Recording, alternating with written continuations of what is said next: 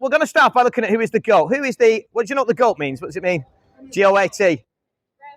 There you go. She's got it. Greatest of all time. Well done. Now we're asking, who is the GOAT? Who is the greatest of all time? And we're going to look at Ronaldo. You think Ronaldo? So this lady thinks Ronaldo. Okay.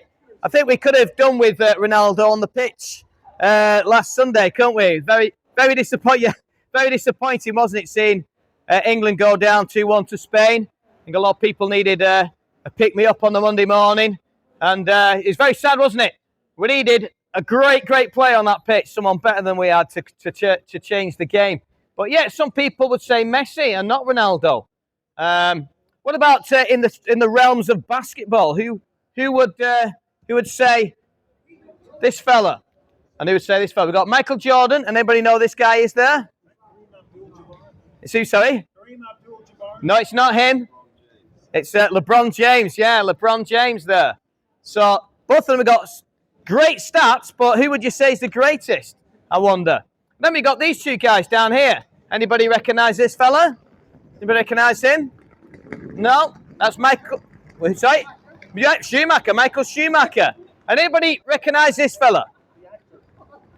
This is the last winner of a Grand Prix. He won the last Grand Prix, believe it or not, the British Grand Prix.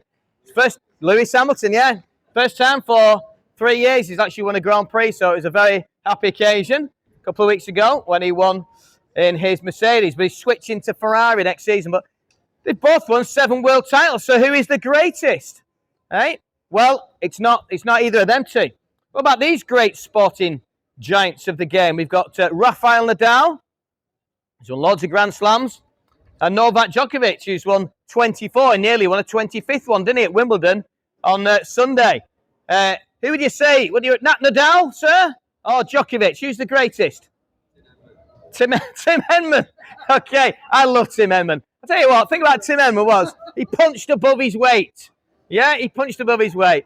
He wasn't great, but somehow he managed to get to 5 Grand Slam semi-finals, which for him was amazing. But no, Novak Djokovic actually won 24 of them, so he's better than Tim Henman. So I want you to ask yourself, whether the person that I'm going to reveal, who I believe is the GOAT, the greatest of all time, he did things that these guys have never done. I'm going to share them with you. I want to ask you, did Lionel Messi ever turn water into wine? Did he? He didn't, did he? Did Cristiano Ronaldo ever make the deaf hear? He didn't, did he? What about LeBron James? Did he ever walk on water? Now, he's flying through the air there, but he didn't walk on water, did he? What about Michael Jordan? For all his greatness, was he able to free the possessed? He didn't, did he? What about Michael Schumacher? Did he ever make the lame walk? Very sadly, he can't even walk himself at the moment. He definitely didn't make other people able to walk who've been paralysed. What about Lewis Hamilton? Did he ever feed 5,000 people with just 5 loaves and 2 fish? No chance. What about Rafael Nadal? Did he ever make the blind see? He didn't, did he? And what about Novak Djokovic? For all his Grand Slams, did he ever raise anybody from the dead? He didn't, did he? So none of these guys are the GOAT.